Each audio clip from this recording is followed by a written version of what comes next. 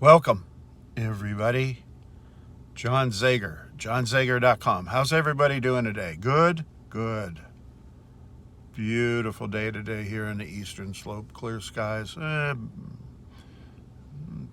Some puffy white clouds. We had rain yesterday. It's cool today. Says 57, but I think it's a little cooler with that. We've got a lot of wind. But a beautiful day, beautiful fall day. I don't know. I think it's supposed to be winter pretty soon. I'm not sure. No snow. They said maybe next Monday a flurry or two. Don't know. Beautiful day. Self-image. Self-image. We've been talking about on our podcasts. Have you been going to our podcasts? John Zager Travels and Thoughts. Same thing as my YouTube page. You can find it. It's out there every day. Podcasts. It just doesn't have a picture of me when I'm talking.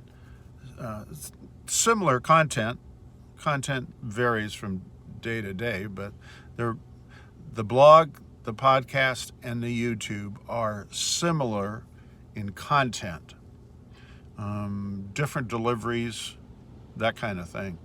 But we've been talking about self-image and what's that all about. Here's my spin on it, and it's kind of important. I think it's very important.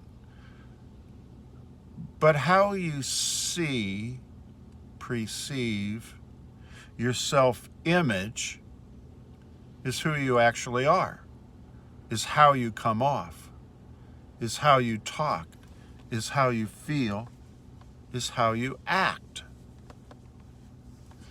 Where does your self-image come from? Your self-image comes from your program. Your program comes from, let's say, your adults in your life when you were 7 and under, and they either modeled behavior to you or gave you directions about what life was going to be like. And as a result of that developed into your personality and into your self-image, and that's the way your life has been going. So I've been wearing a hat, so I'm just patting down my hair. What little bit of hair I have left anyway. But so we end up getting to this part of our life, and our self-image is pretty clearly defined, yeah? And that's who people know. They know this image on this camera of John Zager. That's my self-image. That's the way I view myself. I view my self-image with, I wear a lot of sweaters. These are kind of sweaters, I guess. And I wear a lot of these things in the fall and winter time. And I love wearing t-shirts. That's part of my self-image. And in the summertime, you see me doing things, and I've always got a white t-shirt on. I have nice clothes, but I feel more comfortable in this kind of stuff.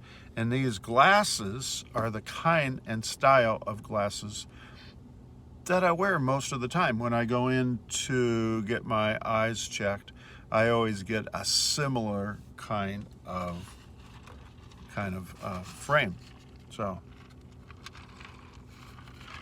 here's what we talked about this morning on our podcasts. And I go back and listen to it. It was 30 minutes, but it was really good. We were talking about Alex Baldwin and his event that happened a few days ago. I don't know anything about it. I don't have any opinions about it. I just am a psychologist kind of guy and neuroscientist person who interprets things. And when you look at his self-image, right, which is his program he was given as a child, he's been living out this program, and he's developed a self-image. And in his self-image, there are events that you get. And the events may be traumatic, they may be financial, they may be relationship stuff, they may be good, bad, positive, negative, whatever you want to see. But so he had this event occur in his life. And my question on my podcast this morning was that also part of and included in his program? The person that he is, the personality that he is, the program that he adopted, accepted, agreed to have when he was a small guy, past 7 years old, getting ready to leave home or whatever it happens to be. And I maintain that those critical events that occur in our lives are part of our program. They were programmed in there, and sooner or later they were going to come out. Now, was it going to be an event such that happened with Alex? No, probably not. But it would have been a event that was traumatic. This one certainly was traumatic and still is traumatic. And it's going to affect the rest of his life. The rest of his life, to his dying day, this event, which is part of his program, which is part of his self-image, is gonna stick with him. So here's what I'm asking people today. I'm asking people to sit down and write down on a piece of paper what you view your self-image to be. I don't know, there's people that love certain things, and that's pretty much the career path that they might go down. Maybe they love sports cars, maybe they love motorcycles, maybe they love trucks, maybe they love sports, maybe they love education, maybe they love business. There's a lot of people, entrepreneurs, doing business of their own kind. And then there's a lot of people that like to, are the gurus, the people on the internets and YouTubes that are very good at sharing information that they have with other people that enhance their lives. So that becomes a self-image. You see yourself in that profession. You see yourself doing that kind of work and whatnot. And along with that, your self-image, it can change from time to time. You might find you had never worked in the movie industry at all your whole life, and you were a businessman or something like that. And an opportunity came up along the way, and you were asked to do some little this, that, or the other thing, and you said yes, and then all of a sudden you knew you did another one, and you became more attached to that industry, and your self-image changed accordingly, right? Well, again, how much of that was your program, and how much of that was a conscious thought that you would make some changes with who you are, right? So we're kind of asking, how much of your self-image is your conscious thought, which science says is only 3 to 5% of every day, and how much of it is your program? And your program runs 95, 97% of every day. So what do you think? Are there pre-planned events in your life based on your program you were given as a small child that will act themselves out in one form or another as you get older? Are there pre-programmed aspects that will cause you to want to change your self-image and who you are as you go on through life? It's a pretty important kind of thing, because it's how people see you and how you see yourself, and whether it's success or failure, abundance or lack, wealth or poverty. Do you live in a structure, or do you live on the streets? Do you live in the desert, or do you live near an ocean? I mean, there's all kinds of things that make up who you are, right? And how did you get to be who you are right now? I mean, I just went through maybe half of how you got to be there, but what's the other half? How do you think you became who you became? And do you believe that you can change it? Can you change it? If you've come from a family, I don't know, a family that struggled quite a bit, and as you get out on your own, you notice struggling is a way of life for you, and you don't like it, and it ends up looking a lot like where you came from, and your self-image is along those same lines. Can you change that? Can you change that? Now, the simple, quick answer is always yes. Of course I can. Of course I can. Of course I can.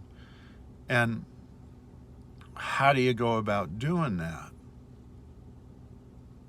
How do you go from living a life of struggle to living a life that is more comfortable and manageable, and might have some abundance in it in one aspect or another? And you might be viewed differently by people. Let me give you an example of that. So, you're a person that works, okay, here's kind of an example of myself, but it's not accurate in the aspect that I'm going to give it. But, you know, I've worked in mental health or the helping profession or neuroscience for the past, I don't know, 52 years or something like that, since 68.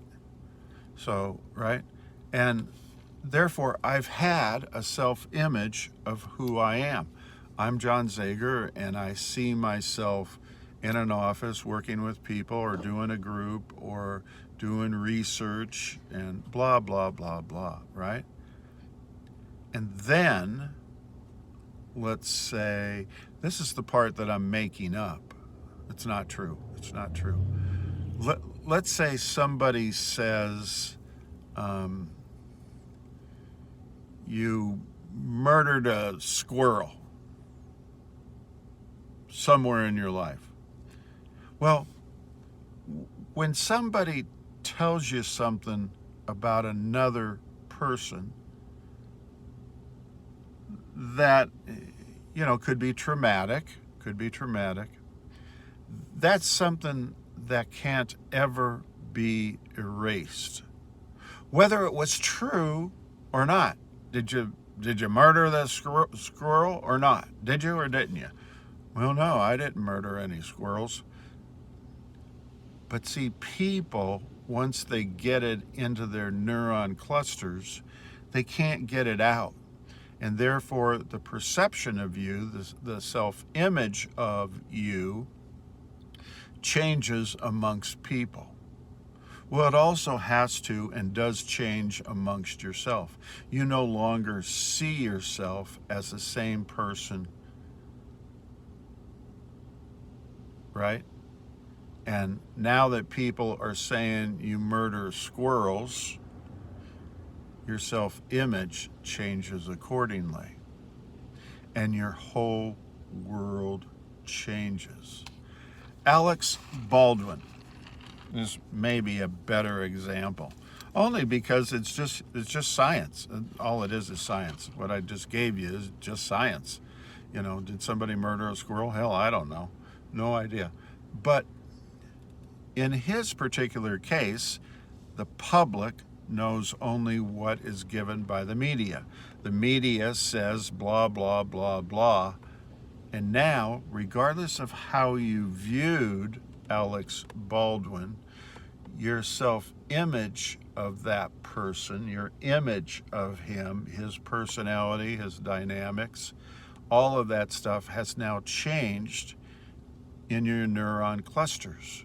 The way you perceive, the way you think of him, the way you might read an article about him, who knows what, but everything changes. Likewise, in his world, his whole world has now changed. That's science.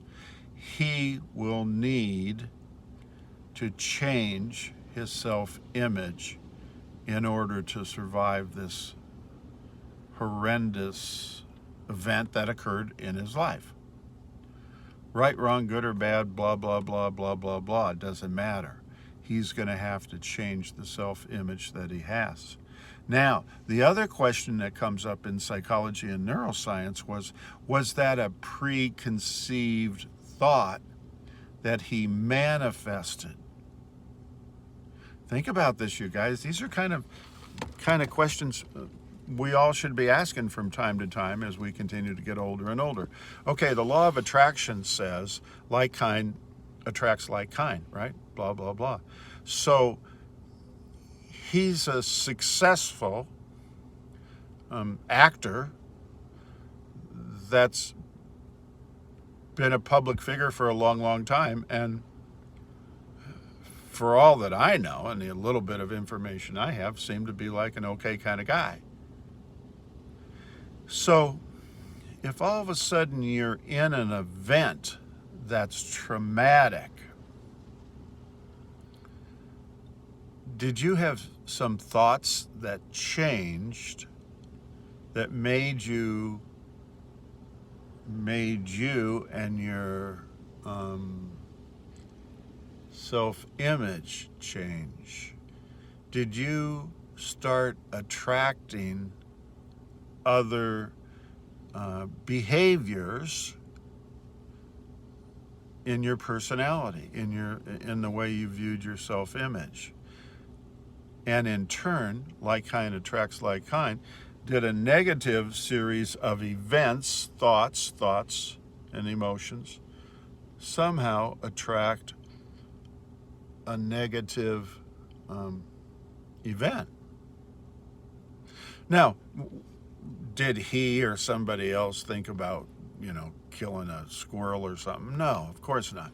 But if you had negative thoughts and you've always had positive thoughts, when you switch to the negative, you're going to start attracting more negative into your life.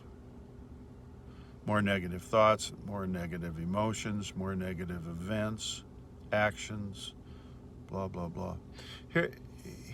Here's another example. This is the last one I'll use, you guys. So if you're a wealthy person, you're a millionaire, and all the positive and abundant things that go along with it, are there. And then out of the sky blue, you lose it all. The million, for whatever reason, kind of goes away. I don't know. Maybe you made a poor business decision or something and lost a substantial amount of... Look at that Elon Musk. Is that guy's name? I saw yesterday, because his stock of Tesla automotives went up so high, so fast, he made $38 billion in one day. That's a major event. That's a positive event. That's not like killing a squirrel. So he's been thinking favorable, positive thoughts and emotions, because prior to yesterday, he was the richest person in the world. I can't remember how much, like, I don't know, 200, 300 billion dollars or some stupid thing. Well, of course, positive is going to attract positive, so he's going to attract more positive, and in turn he did. Finally, yesterday, he had a big jump where he went up $38 billion in one day. So how does your self-image fit into all of that? I think it's pretty damn close to the law of attraction. I think you are who you think you are. You're not who that guy over there walking around in the parking lot thinks I am. I think I am who I think I am.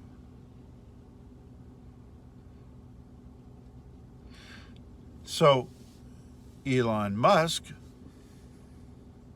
I sure would like to get into his head. I sure would like to get into his head. But he somehow, some way, believes and has believed for a long, long time very positively about who he is. He's a successful entrepreneur who's willing to take risks and acquire income through his business ventures that a lot of people only read about in comics. Did he ever think that he would be the richest person in the world, worth, I don't know what he's worth, $200-300 billion? Probably not. He probably wasn't that grandiose, but wow, wouldn't you love to maintain that kind of positive self-image? Wow, that's amazing.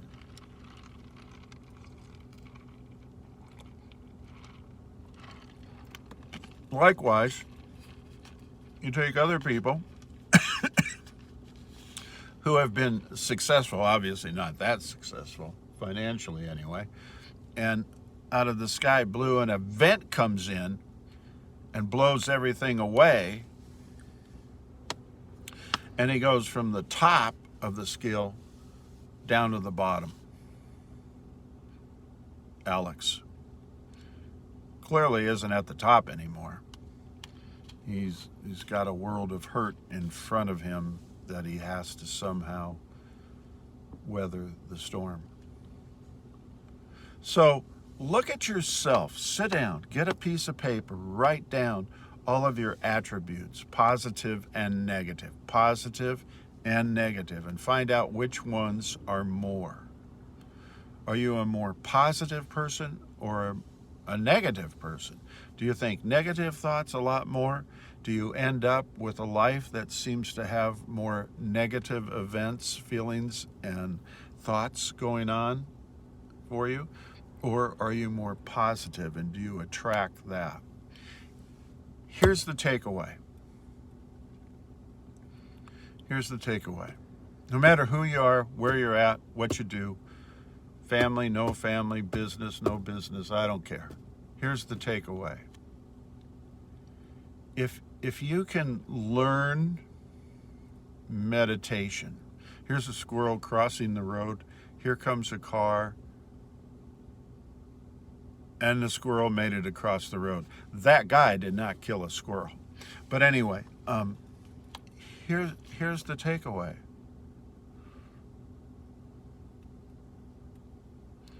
Does your program cause the event, or is it the law of attraction and the way your self-image attracts or doesn't attract a positive or negative event in your life?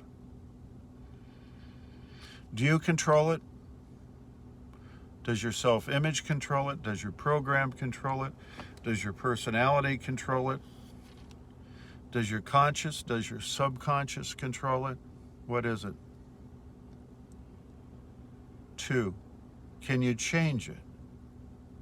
This is the big thing that people want want to do, but they very rarely call up people like myself who do reprogramming and ask, can they be reprogrammed, and can you show me how to reprogram?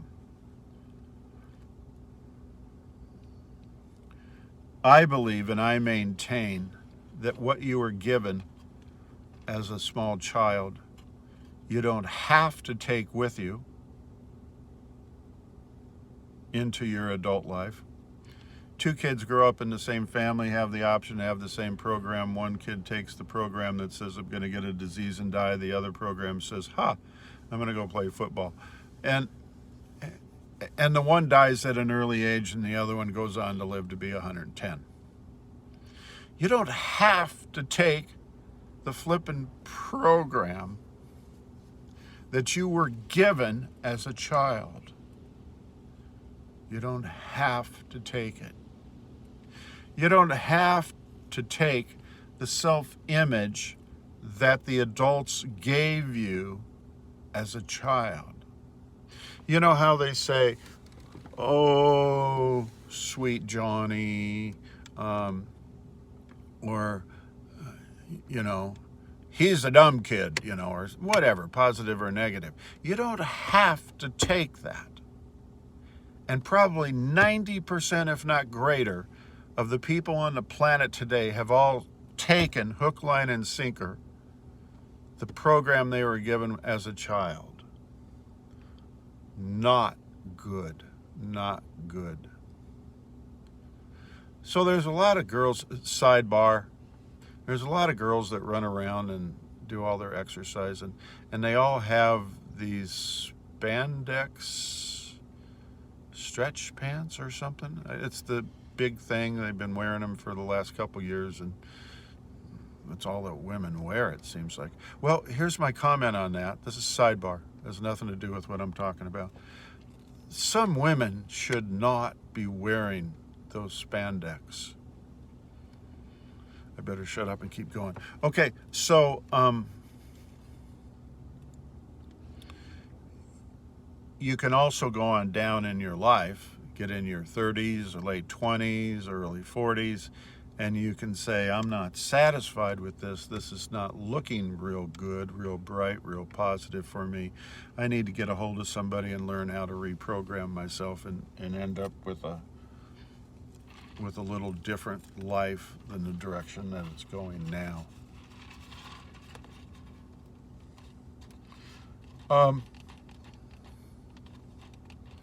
Accept, believe, and surrender is the formula. If your life's not going in the direction that you would like it to go, be it financially, relationship, family, industry, sports, education, whatever you want to have as the issue, you need to get yourself to a point where you can reduce life down to the simplest form and you reach a state of quiet or calm to where you can then reprogram.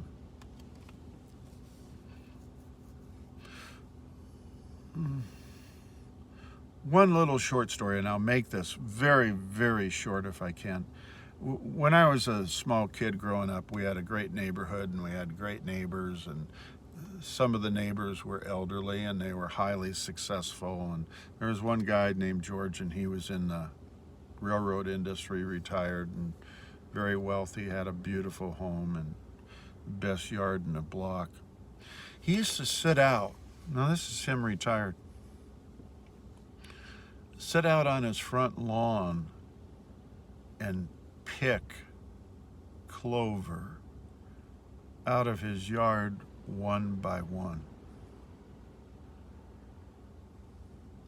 Every evening, this guy brought his brain waves down to about as low as he could get them without being asleep.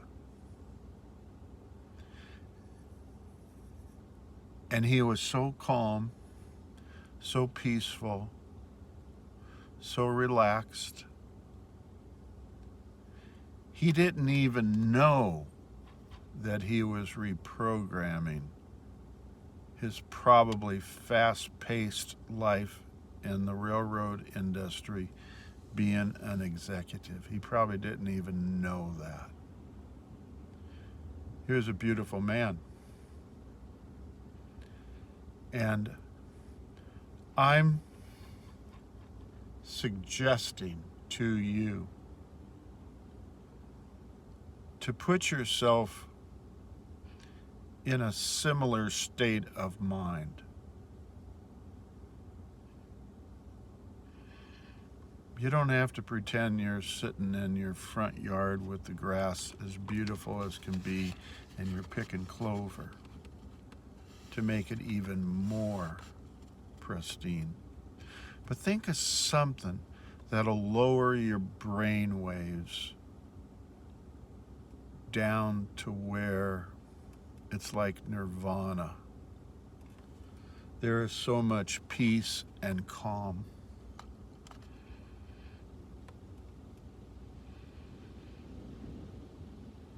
And at that point, every time you do that, you can reprogram. And reprogramming your subconscious, which is what you're doing, is having to do with repetition. I meditate 3 times a day. In the morning, obviously, and the evening, before bed or right when you're falling asleep. I actually get some of my best meditation done in the middle of the day. I will go drive over to a quiet, pristine neighborhood, park under a tree, and hope the police don't come and ask me a stupid question like, "What are you doing in there?" Because trying to explain meditation to a cop, I think, is not going to go well. But anyway, that's what I do. 3 times a day I meditate. And it is not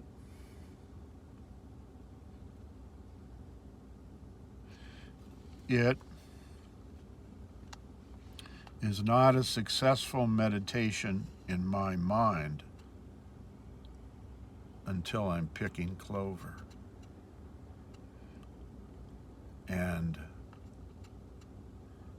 my whole world can change when I send that intention out to the universe in that state of mind, that brainwave. Not beta. Beta is our everyday interaction like we're doing right now. Not theta, because theta has to do with hypnosis, and that's how you got programmed when you were a little kid.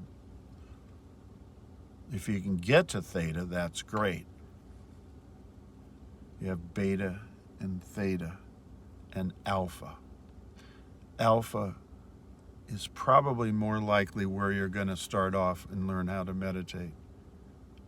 And then when you drop into the theta area, you're now self-hypnotizing yourself. You're picking clover. Picking clover is not a negative thing. Picking clover is a state of mind. State of mind, state of being is how you think and feel, right? That's where you need to get. When you reprogram, you change your self-image.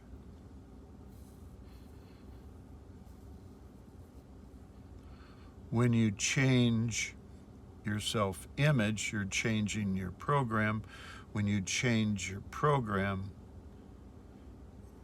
as I'm describing, you're not going to have dastardly deeds and events occurring that may have been wired into the program you received.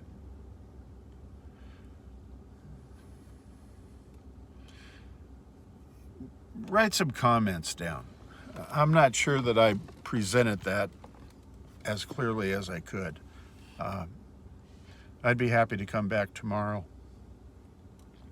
and present it again, maybe in a little clearer fashion. But write some comments down and let me see, and I hope that was helpful. Big YouTube video. It's the formula to manifesting money in your life, manifesting love in your life, manifesting the negative events out of your life. It's huge. Go back and listen to this video again. Leave a comment, and if you want, I'll take another run at it tomorrow. God bless everybody. Take care of one another, and I'll look forward to talking to you all again real soon. Thanks a lot. See you. Bye.